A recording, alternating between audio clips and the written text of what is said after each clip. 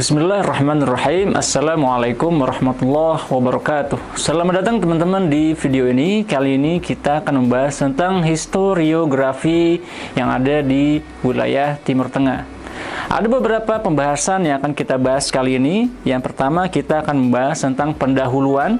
Kemudian kita akan membahas apa itu sebenarnya historiografi. Selanjutnya kita akan membahas juga perkembangan historiografi yang ada di Timur Tengah. Setelah itu kita akan melanjutkan ke beberapa era perkembangan historiografi, seperti era sebelum Masehi, era Islam, kemudian era kolonialisasi, dan juga ke masa modern. Dan akan kita akhiri dengan kesimpulan dari pertemuan kita hari ini. Selanjutnya kita akan membahas tentang pendahuluan. Apa sebenarnya historiografi? Historiografi adalah sebuah cabang ilmu pengetahuan yang membahas tentang bagaimana sejarah dicatat, ditulis, dan kemudian dibukukan dan disebarkan sampai menjadi sebuah informasi sejarah. Ilmu ini memiliki banyak unsur, terutama sekali tentang bagaimana sebuah kejadian atau fakta-fakta sejarah kemudian dicatat, kemudian dipindahkan, dan kemudian disampaikan dan dipublikasikan dalam berbagai bentuk. Sebelum masa Islam, ada beberapa sumber sejarah penting di wilayah Timur Tengah. Sumber utama yang paling menjadi rujukan adalah tulisan-tulisan yang berbentuk relief atau pahatan-pahatan yang usianya sudah ribuan tahun. Mesir sendiri memiliki sepertiga peninggalan purbakala dunia. Banyak sekali catatan-catatan yang ditemukan di makam-makam raja-raja Mesir. Selain itu, di beberapa wilayah lain yang memiliki peradaban-peradaban kuno yang besar, seperti di wilayah Irak, ada pula sebuah catatan prasasti yang sangat penting yang sudah berusia 3100 tahun. Dari sumber-sumber sejarah ini, para sejarawan kemudian mengkonstruksi peradaban umat manusia yang besar pada masa-masa kuno tersebut. Selanjutnya, di masa Islam, catatan-catatan sejarah kemudian berpindah dari yang tadinya hanya melalui prasasti. Kemudian di wilayah Arab tersendiri sebenarnya ada juga pencatatan yang bersifat non-tulisan. Sebelum datangnya Islam, bangsa Arab terkenal sebagai bangsa yang suka syair. Mereka mengabadikan berbagai peristiwa penting dalam bentuk syair-syair yang kemudian dihafalkan dan diajarkan kepada generasi-generasi selanjutnya. Melalui pencatatan secara lisan tersebut, dokumentasi bangsa Arab pun menjadi tersimpan, dan sebagian para ulama menyebutkan bahwa asy-syi'ru diwanul Arab. Syair adalah catatan sejarahnya bangsa Arab.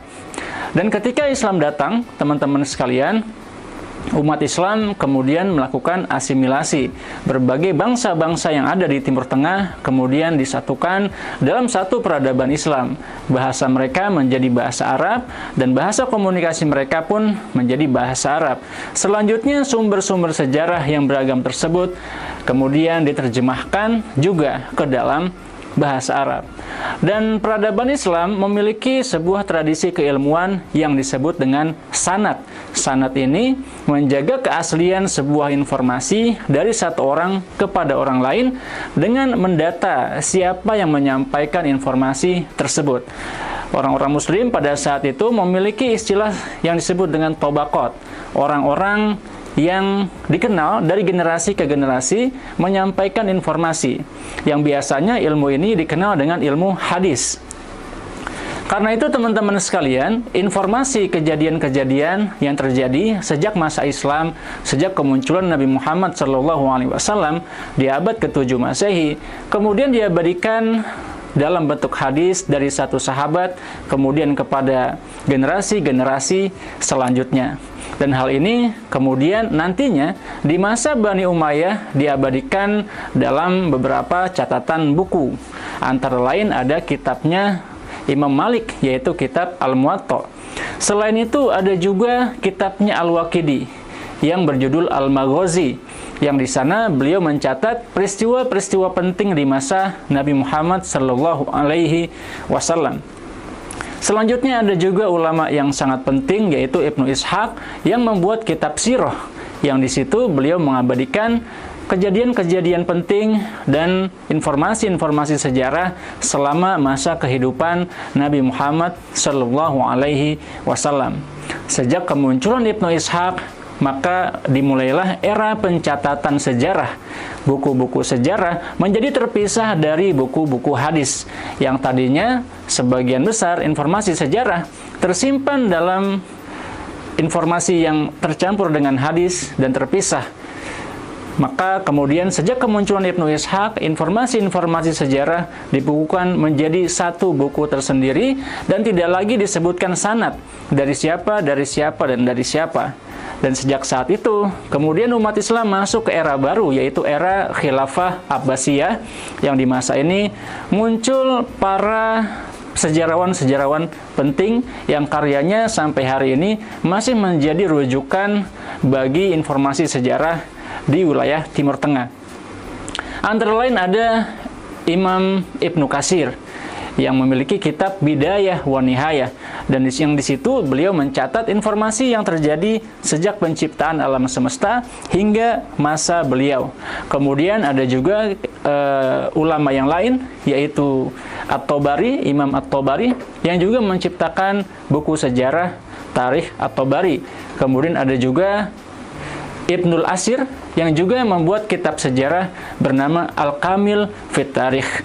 Selain itu banyak sekali ilmuwan-ilmuwan lainnya, sejarawan-sejarawan lainnya, dan yang salah satu yang paling tersohor adalah juga Ibnu Khaldun, dan juga beliau juga yang nanti menciptakan kitab Muqaddimah yang menjadi rujukan bagi keilmuan sosiologi di masa depan.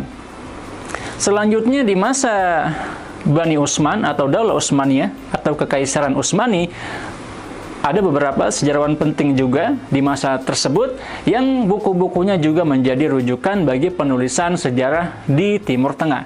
Dan selanjutnya masuklah dunia Islam ke era kolonialisasi. Dan di era kolonialisasi ini bangsa Barat menuliskan informasi sejarah yang menjaga kepentingan mereka. Karena itu ada pula isu di mana penulisan sejarah di masa kolonialisasi memiliki sentral di diri orang-orang Barat. Artinya bangsa-bangsa yang terjajah saat itu di dunia Islam dianggap lebih lemah daripada bangsa-bangsa penjajah mereka, yaitu bangsa Barat. Maka setiap informasi sejarah yang ditulis di masa tersebut tentu memerlukan analisis yang lebih mendalam. Dan masuklah kita kemudian ke masa modern. Di masa modern ini, berbagai informasi-informasi penting yang tersimpan dalam artefak atau teks-teks kuno, sebagian sudah diabadikan di dalam bentuk file yang bisa diakses dengan lebih mudah. Ada beberapa pusat data informasi kuno yang ada di Timur Tengah, seperti yang ada di Mesir salah satunya. Yang kemudian dari situlah para sejarawan bisa mengakses informasi-informasi penting yang berkaitan dengan data-data yang dihasilkan di masa-masa yang lampau. Demikian juga banyak isu sejarah yang sangat penting seperti isu Palestina dan Israel. Kemudian ada juga isu identitas agama yang masih menjadi isu-isu penting di dalam sejarah. Dan nampaknya akses yang memudahkan kita, baik berbentuk online, kemudian yang tersimpan juga di perpustakaan-perpustakaan penting yang ada di kota-kota penting di Timur Tengah, menjadi rujukan bagi pencatatan dan juga analisis sejarah di masa sekarang. Demikian teman-teman sekalian, kita sampai kepada kesimpulan bahwa historiografi adalah sebuah proses pencatatan sejarah yang sudah berlangsung sebelum masa Islam, bahkan sebelum Masehi. Sejak masa kuno, sudah banyak catatan-catatan berbentuk prasasti maupun teks-teks kuno. Kemudian ada juga pencatatan secara lisan dari generasi ke generasi, terutama di dalam masyarakat Arab. Yang kemudian di masa Islam muncul ilmu hadis yang mengabadikan berbagai informasi dan disimpan dan juga disampaikan dari generasi ke generasi secara lisan, dan dicatat pula siapa yang menyampaikan informasi tersebut. Sampai kemudian muncul para sejarawan yang mengumpulkan berbagai ilmu pengetahuan di dalam buku-buku sejarah yang ditulis sejak masa lalu sampai masa penulis ini hidup. Muncul ilmuwan-ilmuwan sejarawan penting seperti At-Tabari, Ibnu Katsir, Ibnul Atsir, Ibnu Ishaq, dan lain sebagainya. Sampai kemudian muncul masa modern yang di sana orang-orang barat dari para kolonialis juga memiliki kontribusi dalam penulisan sejarah, dan di masa modern juga terjadi penyimpanan berbagai artefak-artefak kuno yang sudah didigitalisasi dan bisa kita akses dengan lebih mudah di berbagai perpustakaan dan tempat-tempat penyimpanan di kota-kota penting di Timur Tengah. Demikian teman-teman pertemuan kita pada hari ini, dan jangan lupa simak juga materi, baca juga materi yang ada yang berbentuk tertulis di MOOCs. Sampai ketemu lagi insyaallah. Wassalamualaikum warahmatullahi wabarakatuh.